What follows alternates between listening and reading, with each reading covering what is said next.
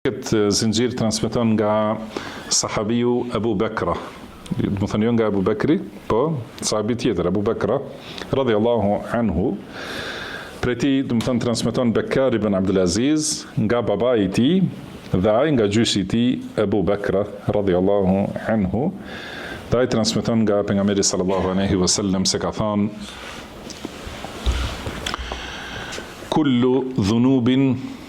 Kullu dhunubin yuakhiru Allahu minha ma sha'a ila yawm al-qiyamah.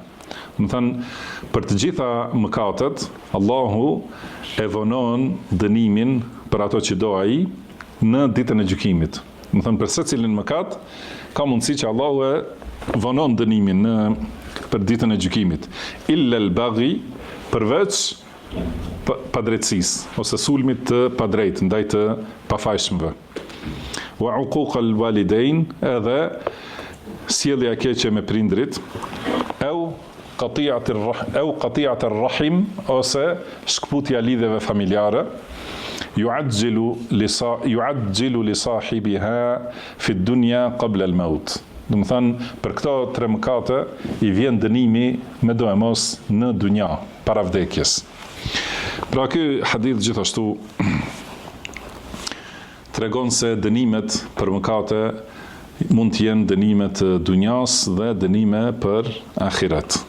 Do të thënë, për secilin mëkat ka mundësi të ketë dënim në dunja dhe ka mundësi, do të thënë, padyshim, do të thënë, ka dënim për ato mëkate edhe në ahiret. Por për këto mëkate patjetër do të ketë dënim në dunja. Do të thënë, sipas këtij hadithi, çdo mëkat tjetër ka mundësi dënimi i dunjas të lihet.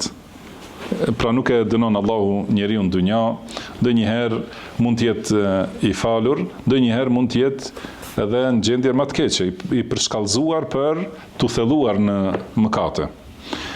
Dhe atëherë dënimi në ahiret, nëse do Allahu e dënon njeriu, nëse do e fal, për gjitha mëkatet. Përveç për këto tre mëkate, me do e mos do t'i vijë dënimi edhe në dunja, para vdekjes. Me këtë zinxhir transmeton nga